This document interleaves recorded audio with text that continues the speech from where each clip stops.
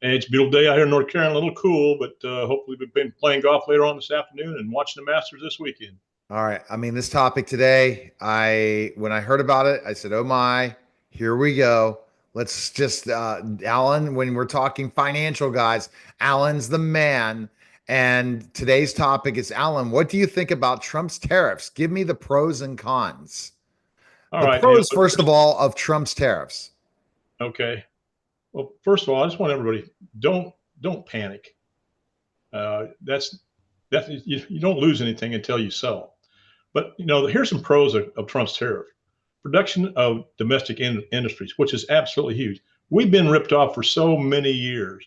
Like Canada, I believe, had a 210 or 50% tariff on our dairy products. Tariffs are designed to shield U.S. manufacturers from foreign competition, potentially fostering growth in domestic sectors. You know, for instance, companies like Raytheon sales are up over 4.5% every year due to policies favor domestic production. We have enhanced trade negotiation leverage. When Trump said he was putting 100% tariff on everybody or whatever it was, it's amazing. What do we have? 50 to 70 industrialized countries. They're going to Trump to work out a deal. Now China's resisting, but they're the lone bird out there, and they're going to find out. But we're in a very, very strong position because, number one, people rely on us for defense, and we're the largest market in the world anyway.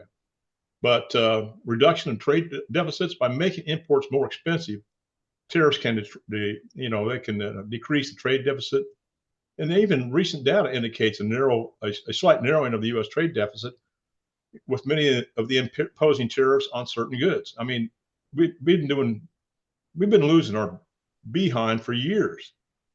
Encouragement of a domestic investment. Higher cost of imported goods can incentivize, I can't even talk this morning, companies to invest in U.S. production facilities, aiming to mitigate tariff expenses. And the big thing is national security considerations. Tariffs on specific goods, such as those used in technology and defense sectors, are intended to bolster national security by reducing reliance on foreign suppliers. This is without a doubt one of the top ones. Alan, when we got to go through all those, these are things that are good things about tariffs. They want to go back to historically with tariffs and different things, but we needed to do this. We were relying too much on global markets and allowing US based companies to really make money all over the world without paying their fair share. That's exactly right. All right. The cons of the Trump's tariffs. Well, some of the things I've seen, of course, we have stock market volatility. The announcement and implementation of tariffs have led to significant market fluctuation. For example, April 3rd, 2025, the S&P experienced a 6.65% drop, nearly triggering a trading curve following the new tariff announcements. But we're not even close to a crash yet. We're at the same spot we were on, I believe, May 24th, 2024. You can check that out in Wikipedia. But erosion of the portfolio values. This is what kills me. Everybody's screaming about, oh, I lost this, I lost that. You haven't lost anything until you cash that money out. It's amazing. They're saying, oh, I've lost all this money. People don't ever, in their 401k especially, they never say anything about the fees that are going to reduce their portfolio by 1/3 to 1/2 by the time they go to retire to these fee-based advisors in Wall Street. Why don't they say something about that? You think about that. 1/3 to 1/2 of your money is going to be lost to fees. And that's whether the client, make money or not. And if they're really worried about losing the money, well, cash out. And if you're getting close to retirement, well, you're right there in a spot for sequence returns risk. But we haven't lost that much yet. But as an example, and I've said this many times before, Neil, you got $1 million in a stock portfolio, got a 4% distribution rate. That's $40,000 a year. That's not guaranteed. Take $650,000 out of that stock portfolio and buy this fixed indexed annuity. 650, basically 2/3, and that will give you the same $40,000 a year guaranteed for the rest of your life, and that's up to age 120, not for 30 years like what most financial planners do. I plan mine all to go to 120, and it can be used for both the husband and the spouse. It's only 0.5% less because they're insuring 2 lives, and even if that accumulation value runs out, you're still guaranteed an income for the rest of your life. And while the accumulation value is intact, whenever the indexing strategy goes up, you get an increase in income and it's locked in. We never lose money due to a market downturn when you have properly constructed fixed and fixed index annuities and cash value life insurance. And your financial advisors don't tell you that, right? To No. start playing conservative to the end. And I ask people, well, why didn't your financial advisor ever told you about sequence returns risk? And I look at them, I wait for their answer, and all of a sudden, well, they're paid a fee on the complete value of my policy. Yeah, they sure are. They don't want you to get rid of that money at all.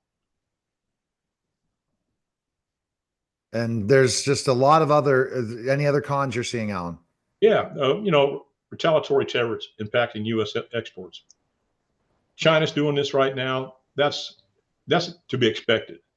But they can have these retaliatory exports, and they're not going to sell anything in the United States. They're already well over leveraged on tariffs against the United States. We've been putting up with this for really, really too long.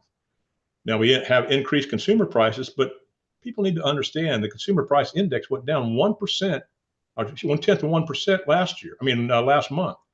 And inflation is down to 2.4, 2.6%. It's been a long time since it's been that way. Other thing, fuel is becoming less expensive. That triggers inflation right there. The number one trigger of inflation is fuel, because when fuel costs more, everything costs more. And here's the other thing, which I don't understand, what people don't understand. With his policies and his negotiations, they're adding, between the domestic and foreign companies, adding $7 trillion back to the U.S. economy to build new businesses, so the United States become the number one industrial nation in the world as it was before. And it just makes sense. But I mean, people just don't understand this. All they see is the market going down, and Trump's bad this, Trump's bad that. He's not a politician. He's a businessman. And I think that's what we need to do to have a businessman to fix the country. Exactly. And we're just going to find out, Alan. This is the big thing. We're going to find out what happens. And it's if he made changes. He knew that we need to negotiate. They all came to the table, and he knew he couldn't get them all to negotiate. He probably thought none of them were going to negotiate. They were going to at least hold out for a month like the EU, but everyone wanted to negotiate. So if they wanted to negotiate, then that's why he paused the tariffs. And yes, 2 days to come back to the negotiation table. Yeah, that's it. Great. So that's the difference, that Trump doesn't care about the Republican Party. This is the difference. Trump is playing lame duck, even though he doesn't care if he's lame duck. He doesn't have to answer to the Republican Party. At the end of the day, he has his own brand. And he's like, you know what? I could care less if a Republican gets elected in 4 years. That's going to hurt the Republican Party, but it's not going to hurt Donald Trump. And yeah. But think about this. Would you rather have the Republican Party we have now, or think about what would have happened if Kamala Harris had came in? Oh, 100%. That's the thing. But what I'm saying is, he isn't party line. He's Trump line. And he wants what's best for the country. He's not playing politics. That's it. You hit it on the head there. He's not playing politics. He wants what's best for the country, even if there's going to be blowback and you're going to see the Democrats in control. But who knows? He might see other people wouldn't. So let me give you an example. Even President Reagan, I don't think, would have thrown the whole Republican Party under the bus. He did certain things, but he is an innovator that's like, you know what? I'm going to prove all politicians wrong. Show that you need to be strong. You need to take chances. You need to risk things to be successful. Run the government like you run a business. A business has risks. A business does not have guarantees. That they're used to running the government where guarantees all the time and just running up debt with Yeah. uh No no consequence. no consequences. So that's the thought. But Alan, I don't know why any of the Republicans have said anything because they're afraid of Trump. That the truth is it's going to hurt the party long term unless he does something what he says. If everyone negotiates, we get zero trade for everybody, right? All the tariffs leave. And China finally gives in and there's a deal and the economy thrives before the 2 years are up, before the midterms, you could see a change and that the MAGA Republican Party might be the only party that would get elected as Republicans. That is historically where, as I look at things, for he has a chance to change the way politics are run forever Yep. if he succeeds. That's absolutely right, Neil. But basically, in closing, I want people to understand there's four things that we must lead in. Number one, AI. Number two, energy. Number three, national defense. And number four, precious metals and the minerals. Because with those, we're on the path of achieving all these goals right now, and that's going to make us as the world leader in every facet of business, production, industry, everything around the world. We're going to be number one again. And that AI battle is going to be a huge battle. It's unreal what AI can do now. Uh, Oh, I know. the things I'm doing now, the AI is unstoppable to the level that people can't imagine. And I'm working with a really big AI guy that was in The Mentalist, Owen Yeoman, regarding a tutoring company. But really, there's some really big things coming, and you just got to be ready. And if we reduced our risk, we did not allow technology to develop in the United States involving AI during the Biden administration. We slowed down and China got ahead and caught up.